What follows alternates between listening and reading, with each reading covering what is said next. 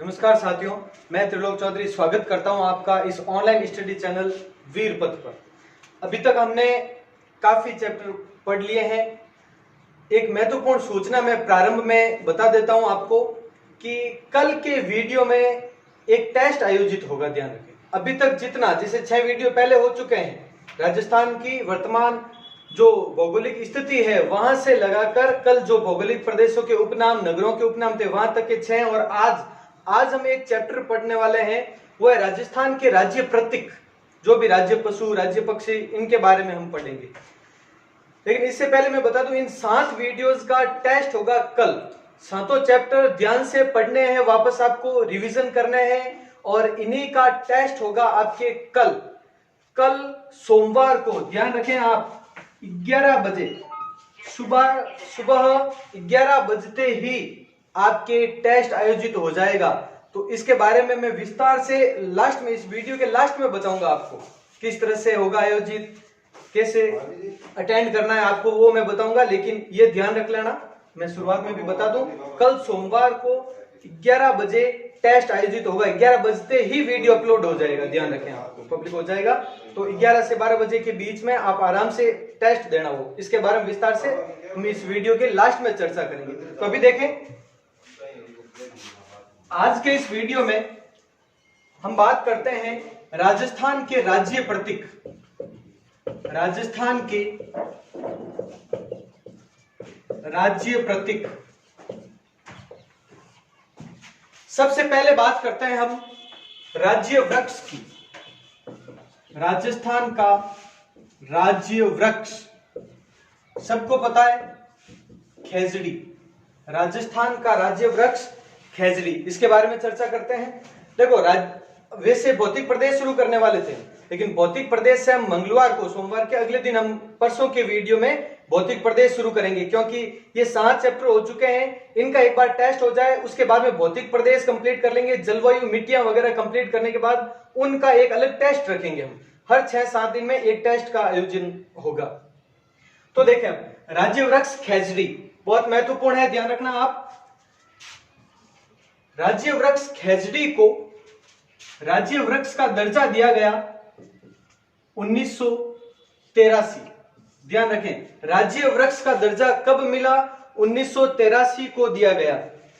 राज्य वृक्ष खेजड़ी का वानस्पतिक या वैज्ञानिक नाम अगर पूछें, वैज्ञानिक नाम कहें या वानस्पतिक नाम कहें, एक ही बात है, कंफ्यूज नहीं होना।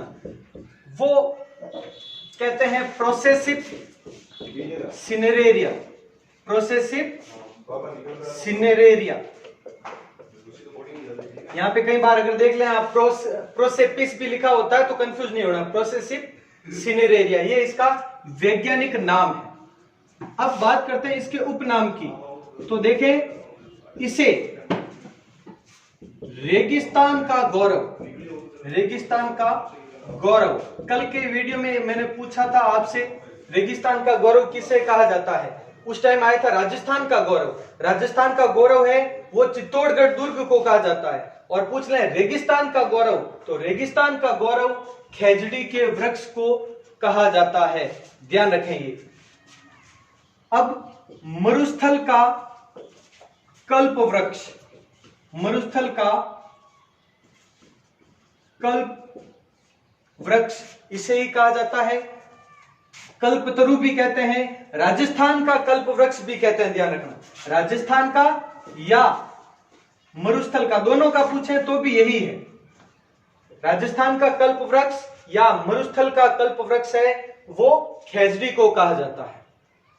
अब इसके बाद में हम बात करते हैं विश्नोई संप्रदाय के लोग जो खेजड़ी को पवित्र मानते हैं, वो इसे समी वृक्ष कहते हैं। समी वृक्ष ये कहा जाता है विश्नोई संप्रदाय के लोगों के द्वारा। विश्नोई संप्रदाय के लोग हैं, इसे समी वृक्ष कहते हैं। उसके बाद में देखें आप, पंजाबी भाषा में जांटी कहा जाता है इसको। पंजाबी भाषा में जांटी कहा जाता है खेजड़ी को ही, ध्यान रखें आप। उसके बाद में बात करते हैं हम इसे कन्नड़ भाषा में इसे बन्नी कहा जाता है।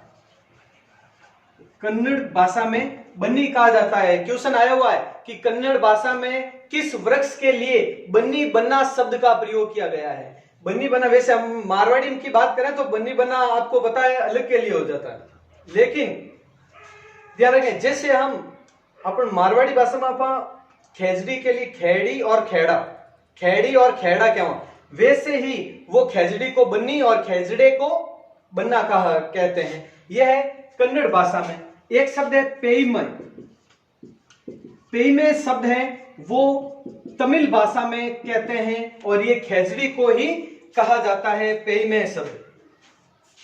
उसके बाद में एक है छोकड़ा,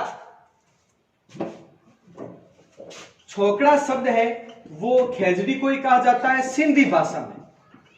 ध्यान, सिंधी भाषा में खेजड़ी को ही छोकड़ा कहा जाता है। उसके बाद बात करते हैं हम नेक्स्ट पॉइंट। तो इसमें खेजड़ी वृक्ष की पूजा बहुत इंपॉर्टेंट क्वेश्चन है। खेजड़ी वृक्ष की पूजा है वह दशहरे के दिन, रवणियार दिन, दशहरे के दिन या विजयदशमी, वही बात है, विजयदशमी के दिन होती है।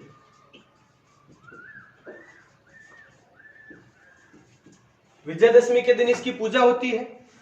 उसके बाद में बात करें ये किन क्षेत्रों में है, तो ध्यान रखें ये ज्यादातर, वैसे हमारे क्षेत्र में जोधपुर में भी बहुत सारे हैं, लेकिन सबसे अधिकतम की बात करें तो एक क्षेत्र पूछे कि मारवाड़ में ज्यादा है, मेवाड़ में ज्यादा है, शेखावाटी में ज्यादा है, हाड़ौती में ज्यादा है, तो वहां पर ध्यान रखना आप शेखावाटी प्रदेश में ज्यादा है। अगर जिला पूछे जिले के बारे में तो ध्यान रखना नागौर जिले में कि किस जिले में खेजड़ी वृक्ष ज्यादा है, तो जिले की बात आए तो नागौर जिले में, क्षेत्र की बात आए तो शेखावाटी क्षेत्र में अधिक है। इसके अलावा देखें इसमें सेलेस्ट्रेना नामक एक कीड़ा, सेलेस्ट्रेना जिसका नाम क्या है, सेलेस्ट्रेना नामक एक कीड़ा है, वो इस खेजड़ी वृक्ष के लिए बहुत ज्यादा हानिकारक होता है, सेलेस्ट्रेना नामक कीड़ा। और एक और है इसके लिए ग्लाइकोट्रमा, ग्लाइकोट्रमा, ग्लाइकोट्रमा नामक एक कवक है जो खेजड़ी को नुकसान पहुंचाते हैं, खेजड़ी को नुकसान पहुंचाते हैं। ये इसे हम अगर हमारी स्थानीय भाषा में बात करें तो हम उदय कह सकते हैं, हम उदय कहते हैं जो खेजड़ी के आसपास। तो सेलेस्ट्रेना और ग्लाइकोट्रमा नामक ये कवक और कीड़े हैं जो कि खेजड़ी वृक्ष को नुकसान पहुंचाता है। अब एक ये ध्यान रखना 31 अक्टूबर को अगर डेट पूछे राज्य वृक्ष और राज्य पुष्प के बारे में, दोनों में डेट ध्यान रखना आप, काफी महत्वपूर्ण है। 31 अक्टूबर 1983 को राज्य वृक्ष घोषित किया गया था खेजड़ी को। अब ये काफी हो चुका है। और इसके बाद में देखो खेजड़ी से संबंधित बलिदान की बात करें तो सबको पता है 1730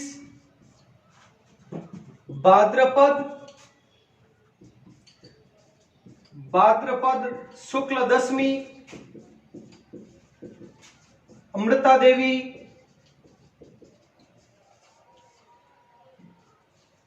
जिसमें 363 लोगों ने अपने प्राणों की आहुति दे दी खेजड़ी वृक्ष को बचाने के लिए।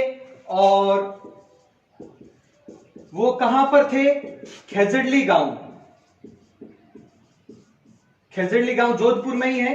खेजड़ली गांव में 363 लोगों ने अमृता देवी के नेतृत्व में भाद्रपद शुक्ल दशमी 1730 ईस्वी को खेजड़ी वृक्ष को बचाने के लिए अपने प्राणों का त्याग कर दिया था। इसके बारे में ये डिटेल में और ज्यादा करेंगे हम जब वन और वनस्पति का चैप्टर आएगा।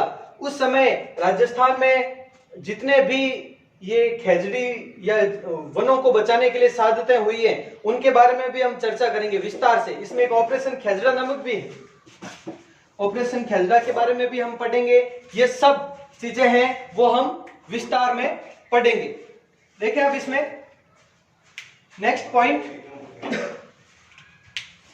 इसमें ये छोटी मोटी चीजें हैं वो ध्यान रखना। अब जैसे ये सांगरी वगैरह है, ये सभी क्वेश्चन कभी पूछ लेते हैं कि खेजड़ी से क्या है, जैसे सांगरी है, ये लूंग वगैरह है, ऐसा ध्यान रखो अपना। और वो ऑपरेशन खेजड़ा 1991 में था, ध्यान रखना। ऑपरेशन खेजड़ा 1991 उस समय था। तो इसके बारे में हम विस्तार से बहुत ज्यादा चर्चा है वो उस समय करेंगे, किस प्रकार से था, क्या हुआ, वो पूरा कंप्लीट। और ये विष्णु संप्रदाय में वृक्षों हेतु बलिदान देने की प्रथा है, वो खड़ाना कहलाता है। जैसे प्राचीन काल में राजपूत है वो साका होता था, केसरिया और जौहर दोनों मिलाकर साका कहते थे, जिसे वैसे ही इन्हें खड़ाना कहा जाता है विष्णु संप्रदाय में, पेड़ों हेतु अपने जीवन का बलिदान देना। ये हम और विस्तार से वन और वनस्पति चैप्टर में चर्चा करेंगे इसके बारे में। अब इसमें देखो, अब नेक्स्ट करते हैं रोहिड़ा। इसके बाद रोहिड़ा के बारे में चर्चा करेंगे। राज्य पुष्प रोहिड़ा, इसे भी उसी डेट जब खेजड़ी को राज्य वृक्ष का दर्जा दिया गया था, उसी दिन रोहिड़ा को भी राज्य पुष्प का दर्जा दिया गया। मतलब वही 31 अक्टूबर 1983। 31 अक्टूबर 1983 वही डेट है, कोई भी चेंज नहीं है। इसका वैज्ञानिक नाम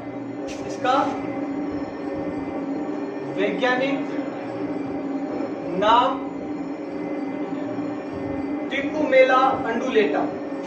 वैज्ञानिक नाम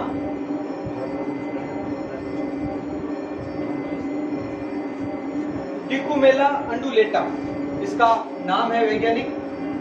उसके बाद में इसे क्या क्या कहा जाता है रोहिड़ा के बारे में, इसके बारे में ध्यान से देखें। इसे मरुसोबा उपनाम से भी जाना जाता है। और अभी हमने इससे पहले पढ़ा था इसे मरुसोबा, और हमने पढ़ा था रेगिस्तान का गौरव खेजड़ी। लेकिन ध्यान रखें, इसमें कंफ्यूज नहीं होना है। रेगिस्तान का सागवान कहते हैं रोहिड़ा को। रेगिस्तान का गौरव है वो खेजड़ी, और रेगिस्तान का सागवान है वो रोहिड़ा को कहा जाता है। उसके बाद देखें, अब ये हो गया मारवाड़ में, यानी हमारे जोधपुर क्षेत्र में इसे मारवाड़ टीक के नाम से जाना जाता है। मारवाड़ टीक के नाम से जोधपुर क्षेत्र में इसे कहा जाता है। इसके बाद में इसे चैत्र माह में ये फूल खिलता है। चैत्र माह में यह फूल खिलता है। नेक्स्ट पॉइंट ध्यान रखना, चैत्र माह में लगभग अप्रैल मई में यह फूल खिलता है, इसी समय जो वर्तमान में है। और मारवाड़ टीक कहाँ कहते हैं? जोधपुर क्षेत्र में, मारवाड़ क्षेत्र में। मरुसोबा भी कहते हैं, रेगिस्तान का सागवान भी इसे ही कहा जाता है। इसके अलावा अगर बात करें तो पश्चिमी राजस्थान कि ये कहां पर पाया जाता है, तो पश्चिमी राजस्थान में यह पाया जाता है। पश्चिमी राजस्थान में पाया जाता है। ये रोहिड़ा के बारे में सूचना, अब ये थोड़ा स्क्रीनशॉट ले ले या लिख लें। उसके बाद अब हम शुरू करते हैं नेक्स्ट गोडावण के बारे में। ध्यान रखें, गोडावण के बारे में।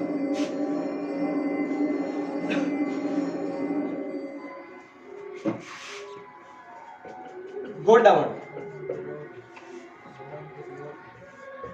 राज्य पक्षी गोडावण को राज्य पक्षी का दर्जा है वो 1981 में दिया गया।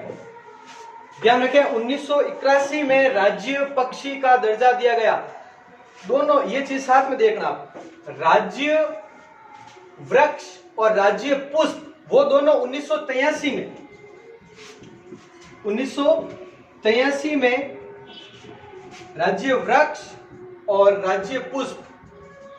बात करते हैं अगर राज्य पक्षी और राज्य पशु इन दोनों की, तो ये दोनों ही 1981 में, ध्यान रखना, राज्य पक्षी राज्य पशु 1981, राज्य वृक्ष राज्य पुष्प 1983, इन चारों के बारे में ये खास ध्यान रखना था। 1981 में दर्जा दिया गया इसे। इसका वैज्ञानिक नाम है क्रायोटिस नाइग्रिसेप्स, क्रायोटिस नाइग्रिसेप्स इसका वैज्ञानिक नाम है। वानस्पतिक नाम कहें या वैज्ञानिक नाम कहें एक ही बात है, इसका वैज्ञानिक नाम। उसके बाद में अब बात करते हैं इसके उपनाम के बारे में। तो इसे ग्रेट इंडियन बस्टर्ड कहा जाता है। इसे एक शर्मिला पक्षी भी कहते हैं, शर्मिला पक्षी अंकित गणों, तो शर्मिला पक्षी भी कहते हैं। इसे सोन चिड़िया भी कहते हैं, सोन चिड़िया भी कहते हैं, और इसे माल मोरडी भी कहा जाता है, माल मोरडी। ये क्वेश्चन आया हुआ कि माल मोरडी किस क्षेत्र में इसे कहा जाता है, तो ध्यान रखें माल मोरडी है इसे सौरसन 12 क्षेत्र या हड़ौती क्षेत्र में कहा जाता है, माल मोरडी। अब ये कहां कहां पर पाया जाता है, ध्यान रखें गोडावण कहां कहां पर पाया जाता है उसके बारे में देखना। एक तो ये मरु उद्यान, मरु उद्यान कहां पर है, जैसलमेर बाड़मेर वगैरह। तो एक तो मरु उद्यान में, एक है आपके सौंकलिया अजमेर, सौंकलिया अजमेर में गोडावण पाए जाते हैं, और एक है सौरसन 12, सौरसन 12 जहां पर ये माल मोरडी भी कहा जाता है इसको। ये है इसके उपनाम। और ये कहां पर पाए जाते हैं, मरु उद्यान जैसलमेर में, सौंकलिया अजमेर और सौरसन 12, इन स्थानों पर गोडावण है वो काफी मात्रा में पाए जाते, काफी संख्या में पाए जाते हैं ये। अब एक मोस्ट क्वेश्चन इसके बारे में ध्यान रखना गोडावण के बारे में, कि गोडावण की प्रमुख प्रजनन स्थली, गोडावण की मुख्य प्रजनन स्थली, अगर ये क्वेश्चन आता है तो ध्यान रखें जोधपुर जंतुआलय,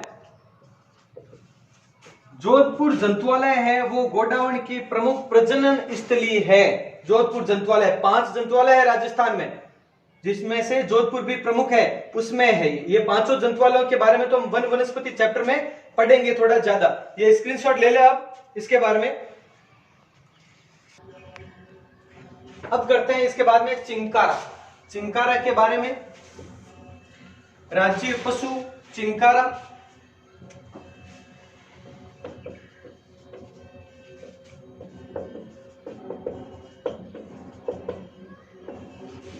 ध्यान रखें चिंकारा एक हिरण जिसे 1981 में राज्य पशु का दर्जा दिया गया। इसके अलावा देखें आप चिंकारा, इसका वैज्ञानिक नाम है गजेला गजेला, ध्यान रखें गजेला गजेला इसका वैज्ञानिक नाम है, वानस्पतिक नाम है इसका। और इसी चिंकारे को छोटा हिरण भी कहते हैं, छोटा हिरण। यह एक एंटीलोप प्रजाति का हिरण है, एंटीलोप प्रजाति का छोटा हिरण ये भी कहते हैं, छोटा हिरण भी इसे कहा जाता है। इसके अलावा देखो आप, हाँ एक चिंकारा ये है, एक चिकारा शब्द ध्यान रखना आप, चिकारा क्या है, चिकारा एक वाद्य यंत्र है। अगर यहां पर बिंदी नहीं हो, चिंकारा, चिंकारा तो है राज्य पशु और चिकारा है वो वाद्य यंत्र है, ये चीज ध्यान रखना आप। अब इसके बारे में तो हो गया। एक आप सबके माइंड में क्वेश्चन होगा ऊंट के बारे कि ऊंट को भी राज्य पशु कहा जाता है, अभी दर्जा दिया गया है, ये क्या है, मैं तो कैसे है, तो वो देखें। ऊंट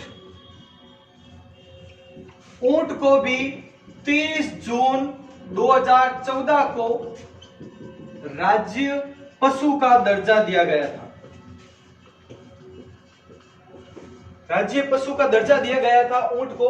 अब क्यों, कैसे? ये चिंकारा था तो ये कैसे? अगर ये माइंड में क्वेश्चन है तो ध्यान रखना, ये ऊंट है वो डोमेस्टिक एनिमल, डोमेस्टिक एनिमल के रूप में इसे दर्जा दिया गया। डोमेस्टिक एनिमल, डोमेस्टिक का अर्थ होता है घरेलू। कई बार डोमेस्टिक शब्द सुनते हैं लेकिन समझ में नहीं होता। तो डोमेस्टिक जैसे कहते हैं डोमेस्टिक कनेक्शन लेना है, यानी घरेलू कनेक्शन, तो वो एक इंडस्ट्रियल यानी औद्योगिक, और डोमेस्टिक घरेलू। तो डोमेस्टिक एनिमल, घरेलू एनिमल, एक तरह से कह सकते हैं हम घरेलू या पालतू एनिमल, घरेलू या पालतू जानवर। इसकी श्रेणी में संरक्षित किया गया है इसे। डोमेस्टिक एनिमल, घरेलू या पालतू जानवर की श्रेणी में संरक्षित किया गया, और ये पालतू जानवर नहीं है। चिंकारा है वो वन्य जीव है, ध्यान रखना। इसे वन्य जीव की श्रेणी में और इसे पालतू जानवरों की श्रेणी में राज्य पशु का दर्जा दिया गया है। अगर आता है डोमेस्टिक एनिमल या पालतू जानवरों की, घरेलू जानवरों की श्रेणी में राज्य पशु का दर्जा किसे दिया गया? तो ऊंट को। कब दिया गया? 30 जून 2014 को। देखो 30 जून 2014 को क्या हुआ था उस टाइम बीकानेर में, आपको पता होगा, सरकार आपके द्वारा एक योजना बनी थी। सरकार आपके द्वार ये योजना आई थी 2014 में। वसुंधरा राजे जिस समय मुख्यमंत्री थी, और उसी समय सरकार आपके द्वार इस अभियान में, और ये अभियान था अंत में था बीकानेर में इस अभियान का अंत था, अंतिम दिन था 30 जून 2014, और इसी दिन ऊंटों की जो कमी हो रही राजस्थान में, उसे देखते हुए यह निर्णय लिया गया। वसुंधरा राजे इसकी अध्यक्षा भी थी उस मीटिंग की। वसुंधरा राजे के समय इसे ऊंट को 30 जून 2014 को राज्य पशु का दर्जा दिया गया। ये तो प्रमुख हुए राज्य वृक्ष, राज्य पुष्प, राज्य पक्षी और राज्य पशु के बारे में। एक बार आप ध्यान से स्क्रीनशॉट ले लें इसका। उसके बाद बात करते हैं नेक्स्ट।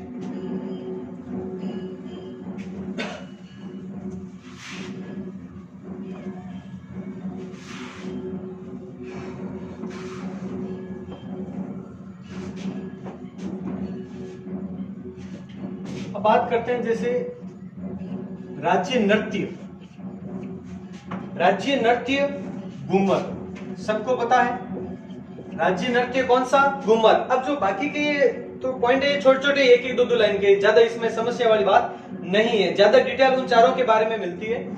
राज्य नृत्य घूमर, जिसे राज्य के नृत्यों की आत्मा या राज्य की आत्मा कहा जाता है, या फिर इसे नृत्यों में सिरमौर, सिरमौर मतलब सबसे ऊपर, तो नृत्यों में सिरमौर या राज्य की आत्मा कहा जाता है घूमर को।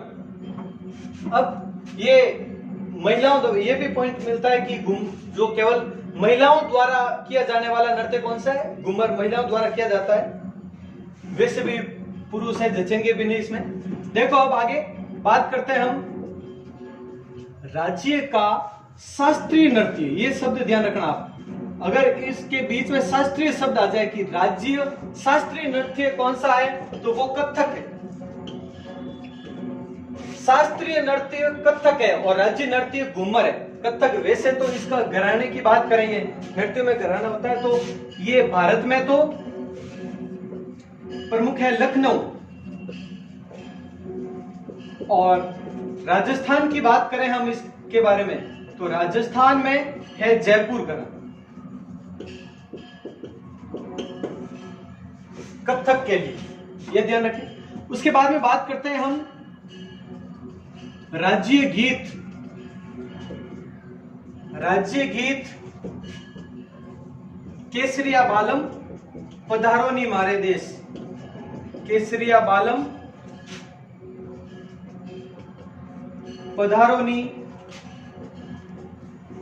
मारे देश, ये है राज्य गीत राज्य गीत केसरी बालम पधारो निमारे देश, इसके बारे में अब देखें तो सर्वप्रथम गाया किसने, तो सर्वप्रथम मांगी बाई, मांगी बाई जो उदयपुर की थी, ये भी ध्यान रखना, इसके बारे में पूछा जाता है।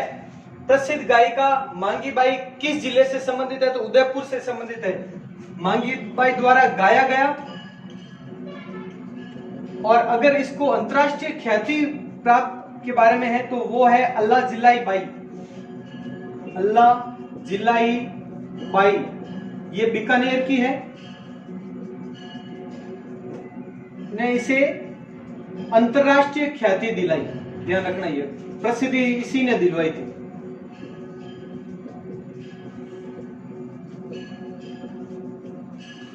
ये हो गया राज्य गीत के बारे में, केसरी बालम पधारो निमारे देश। अब उसके बाद में बात करते हैं हम राज्य कवि। राज्य कवि है सूर्यमल मिश्रण, राज्य कवि सूर्यमल मिश्रण। इसके बारे में देखें आप, ये 19वीं शताब्दी में 1815 समथिंग जन्म हुआ था और 1868 समथिंग मृत्यु हुई थी इनकी लगभग। अब ये देखो 1857 के समय थे, 1857 में क्रांतिकारियों का हौसला बढ़ाने के लिए भी काफी रचनाएं की इसने। वीर रस के कवि है, इसीलिए इन्हें राज्य कवि घोषित किया गया।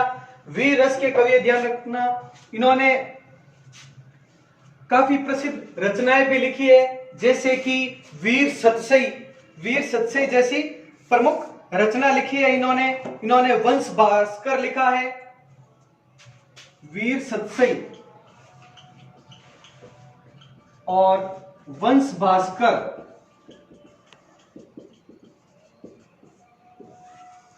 ऐसी प्रमुख रचनाएं लिखी है सूर्यमल मिश्रण, राज्य कवि मोस्ट है, ध्यान रखना आप। इसके बाद में बात करते हैं हम राज्य खेल की। राज्य खेल कौन सा है, तो राज्य खेल है बास्केटबॉल, राज्य खेल बास्केटबॉल। 1948 इसमें ध्यान रख लेना, 1948 में घोषित किया गया राज्य खेल है वो 1948 में घोषित किया गया। जिन जिन के बारे में जो मोस्ट पॉइंट था वो पॉइंट मैं आपको लिखा चुका हूं, ध्यान रखें। राज्य नृत्य घूमर, जिसे राज्य की आत्मा या नृत्यों में सिरमौर कहा जाता है। राज्य शास्त्रीय नृत्य है कथक, जिसमें भारत में प्रसिद्ध घराना है लखनऊ और राजस्थान में जयपुर। राज्य गीत है केसरी बालम पधारो निमारे देश, सर्वप्रथम इसे मांगी बाई उदयपुर की रहने वाली जो जिसके द्वारा गाया गया, और अल्लाह जिलाई बाई बीकानेर निवासी, उन्होंने इसे अंतरराष्ट्रीय ख्याति दिलवाई। उसके बाद राज्य कवि सूर्यमल मिश्रण, जो 1857 की क्रांति के समय भी जो क्रांतिकारियों का हौसला बढ़ाते थे, और वीर सतसई व वंश भास्कर जैसी प्रसिद्ध रचनाएं लिखी। राज्य खेल बास्केटबॉल, जिसे 1948 में घोषित किया गया। स्क्रीनशॉट ले लें और लिख लें ये पॉइंट ध्यान से। अब ये राज्य प्रतीक का चैप्टर है वो कंप्लीट हुआ है। अब मैं इस टेस्ट के बारे में आपको बता दूं ध्यान से, ये स्क्रीनशॉट ले लें। अब इसके बारे में देखें, टेस्ट के बारे में विस्तार से बता दूं मैं आपको किस तरह से कल सोमवार को जो टेस्ट आयोजित होने वाला है उसके बारे में।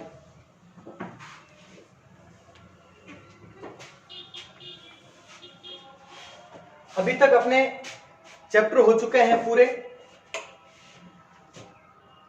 शुरुआत देखो, अपने स्थिति विस्तार हो चुकी है। पहले में राजस्थान का परिचय हो चुका है, अंतर्राष्ट्रीय व अंतर्राज्यीय सीमाएं हो चुकी है। उसके बाद में उपनाम हो चुके हैं।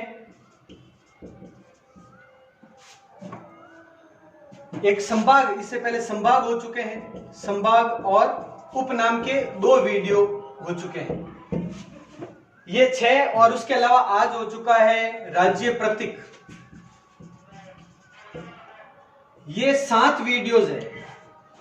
इन 7 का टेस्ट होगा, ध्यान रखें आप,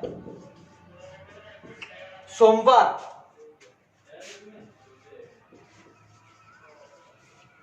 11 बजे।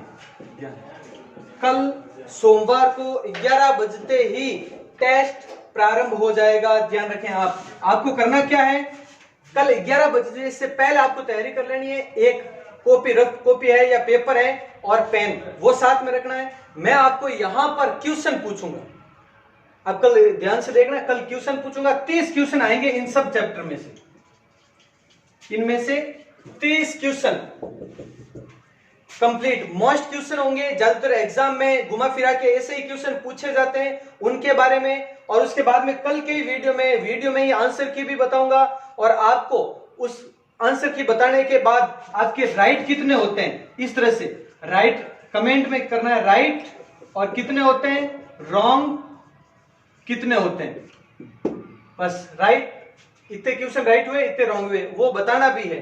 तो ध्यान से समझना आप कल के वीडियो में सोमवार, तो ठीक है। और उसके बाद में परसों से हम शुरू करेंगे भौतिक प्रदेश कंप्लीट, काफी डिटेल है भौतिक प्रदेशों की। उसके बाद में जलवायु मिट्टियां, और उनका फिर लेंगे एक और टेस्ट, फिर नेक्स्ट चैप्टर, और वैसे हर सप्ताह एक टेस्ट जरूर होगा। तो ठीक है, तैयारी करें आप। जय हिंद।